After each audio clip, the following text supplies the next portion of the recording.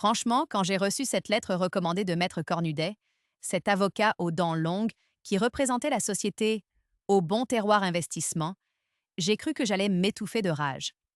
Il voulait me jeter dehors, récupérer le local que j'avais transformé de mes mains et de mes économies, sans me dédommager d'un centime. Mais il ne savait pas à qui il avait affaire, ce cher maître, car il a eu exactement ce qu'il méritait.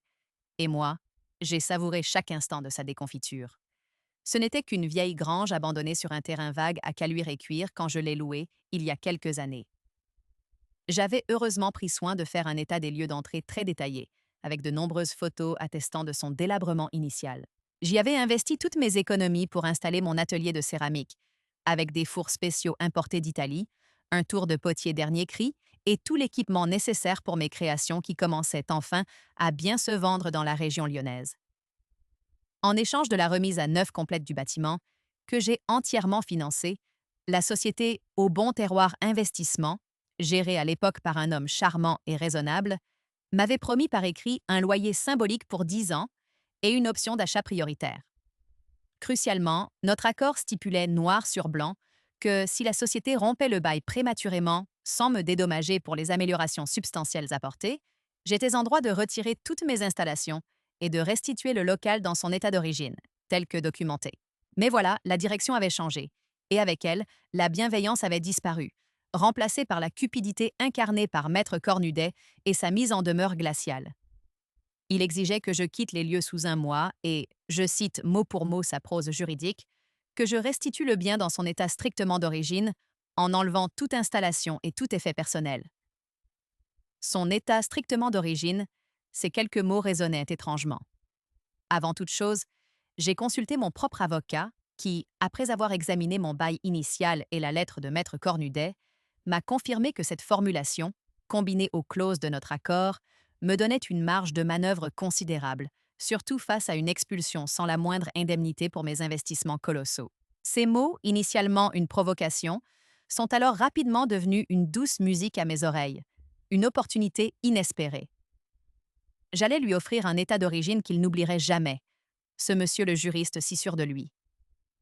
J'ai donc fait appel à des déménageurs spécialisés, des gens habitués à manipuler du matériel fragile et coûteux, mes précieux fours italiens, mon tour de potier professionnel, mes grandes étagères sur mesure où s'échettent mes œuvres, jusqu'au luminaire design que j'avais soigneusement choisi. J'ai également engagé un électricien qualifié pour démonter toute l'installation électrique que j'avais fait poser, en s'assurant que tous les fils laissés apparents soient proprement sécurisés et hors tension, même si l'aspect final devait être celui d'un chantier abandonné. Tout, absolument tout, a été méticuleusement démonté, emballé avec un soin infini et emporté. Pour être certaine de respecter sa demande à la perfection, j'ai même fait retirer le joli parquet flottant que j'avais posé avec amour sur la dalle de béton brute et inégale. Après tout, l'état d'origine, celui attesté par mes photos d'avant les travaux, c'était une simple grange avec des murs en parpaing nu et un sol en terre battue par endroits, poussiéreux et froid. C'est donc exactement et scrupuleusement ce que j'ai laissé derrière moi, non sans avoir pris de nouvelles et nombreuses photos comme preuve de ma bonne foi et de la conformité avec sa demande. Le jour de l'état des lieux de sortie, Maître Cornudet est arrivé, le sourire aux lèvres, visiblement satisfait de son coup.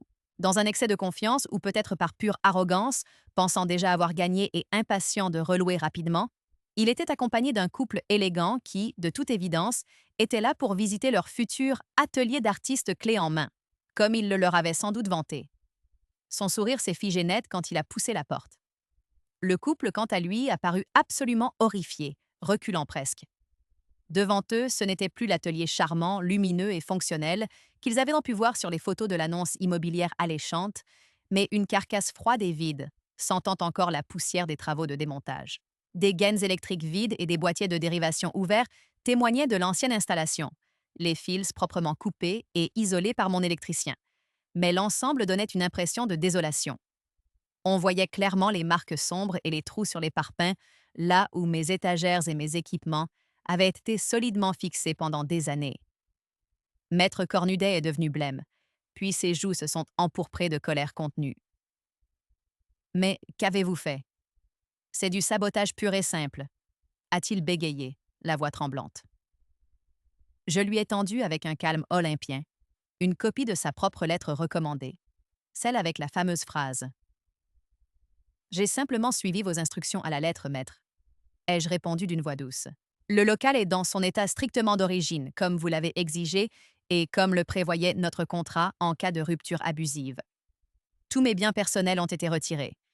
Vous vouliez récupérer votre grange? Eh bien, la voilà.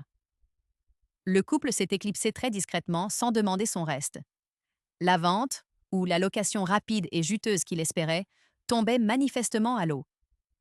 J'ai appris plus tard, par des échos du voisinage, que la société Au Bon Terroir Investissement a dû engager des frais considérables, bien plus que ce qu'ils auraient dû me verser en compensation, juste pour rendre la grange vaguement présentable et sécurisée, et qu'ils ont eu toutes les peines du monde à trouver un nouveau locataire ou acheteur pour ce tas de cailloux. Leur réputation de vouloir spolier les petits entrepreneurs s'est répandue comme une traînée de poudre à caluire et dans les communes environnantes, ce qui n'est jamais bon pour les affaires. Maître Cornudet, lui, a perdu la face dans cette histoire. Et, dit-on, dans les couloirs du palais de justice de Lyon, la confiance de plusieurs de ses clients importants. Quant à moi, j'ai rapidement trouvé, avec l'aide de mon réseau, un local encore mieux adapté à mon art, plus grand, plus lumineux, dans un quartier plus passant.